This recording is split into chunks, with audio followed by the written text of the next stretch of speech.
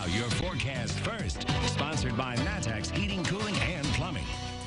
All right, good evening to you on a very calm Monday night across central Illinois. That is a look at our Roofing Dog INET Rapture weather camera in Champaign. And again, things are looking good for us here tonight. We've got a lot of cloud cover, and you may be noticing if you pull up, say, the app, and you pull up the radar, you're going to see a little bit of blue showing up in far southern Illinois. But here's the thing.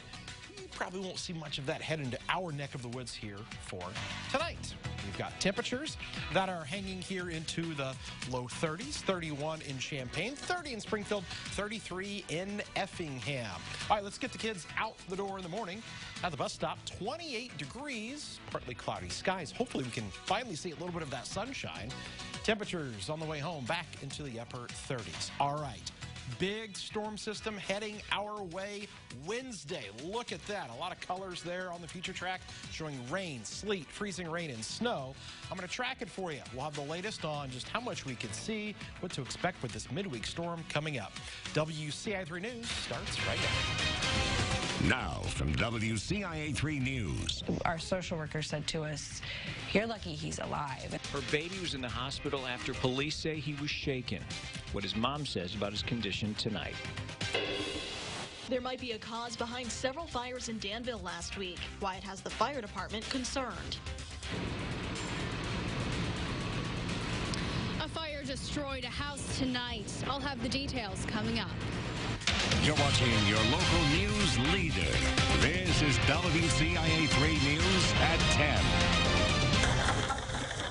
I'm just trying to stay positive for Carrick, and it's not something I want him to remember. She thought she was leaving her son in good hands until he ended up in the ICU. Good evening, I'm Paul Cicchini. And I'm Jessica Coons. We do have some good news for you tonight. This is an update from 6. The mother says things are looking up in this situation. This comes as 49-year-old Carmen Petak is facing charges of aggravated battery. She's accused of shaking Carrick Kearney at her home daycare in Mattoon. WCIA 3's Emily BRAUN is live in our newsroom. So, Emily, you saw that baby tonight. How is he doing?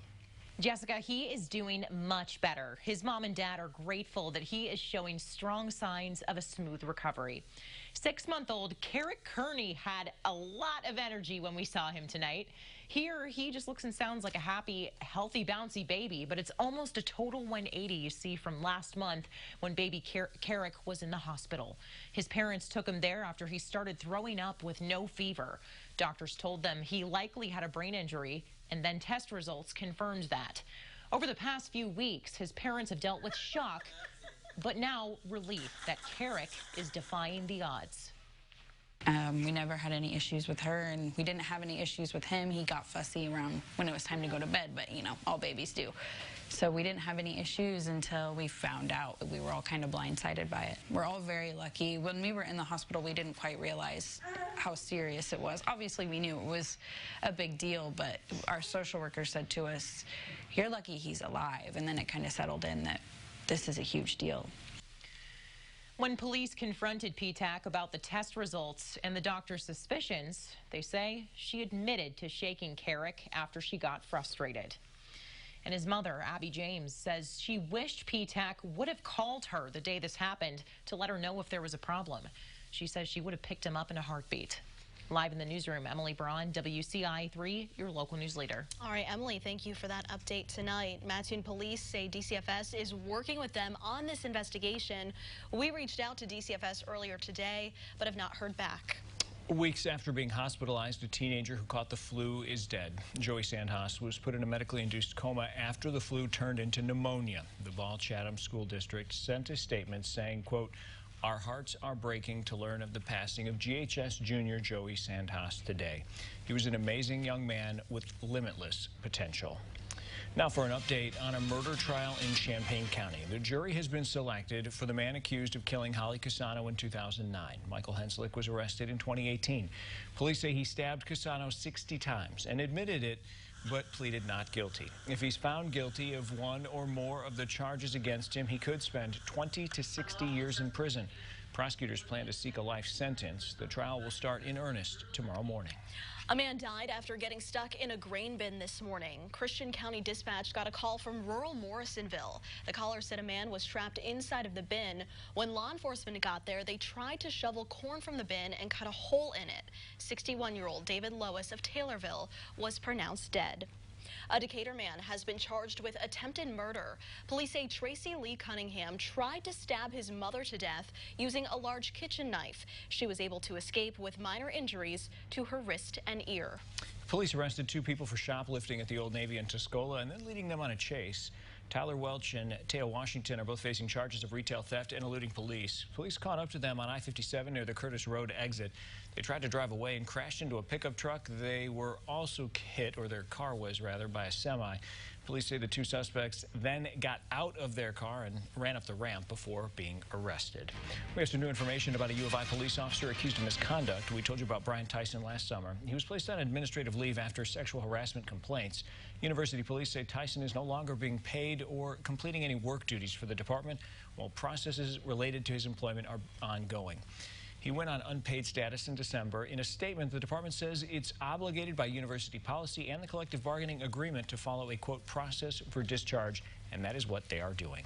The Danville Fire Department needs your help looking for arson suspects. Crews battled 3 building fires within an hour last week. These fires happened early Tuesday morning on New York Street and McKinley Street. The fire department says they wouldn't be surprised if whoever is behind the fires strikes again. That's why they want to flag them down as soon as possible. Their fire marshal also says the fires on New York Street happened in vacant buildings with no power or utilities running, so he says that's why arson is in play here. And he also wanted to clear up any misconception about why those particular fires were not put out. Once they were on fire, because they were vacant and they were scheduled to be torn down the next week, there is no need for us to risk our lives or risk anybody's lives. So we did control the burn, make sure nothing else caught on fire, and allowed them to burn all the way down to the ground. The fire department is working closely with the police department on this investigation. If you know anything, you should call them. And a fire destroyed a house tonight. It happened on West Carter Street in CERRO, GORDO. WCIA 3's Jennifer Jensen is there now. So, Jennifer, was anybody hurt? Nobody was home when the fire started and nobody was hurt. The CERRO GORDO fire captain told me that this fire tonight here started near the back of this home and quickly spread throughout the entire thing. The roof caved in, the backside of the house collapsed, and this house was destroyed. Crews are still out here right now working to put out those flames and keep those hot spots under control. The CERRO GORDO fire captain also told me they faced challenges putting out this fire tonight.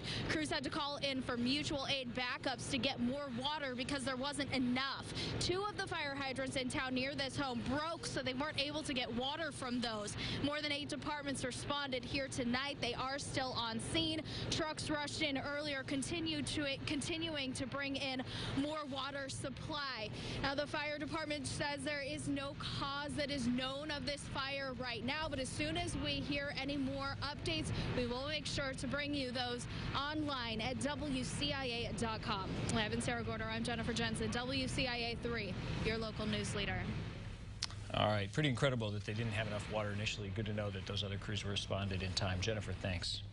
He's more than just a motivational speaker, why you've probably seen him portrayed in a movie. Plus, we are learning more about a leak at the state gaming board, what we found in the documents. And later, Illinois men's basketball is set to face Michigan State this week, and both teams are trying to get back on their feet.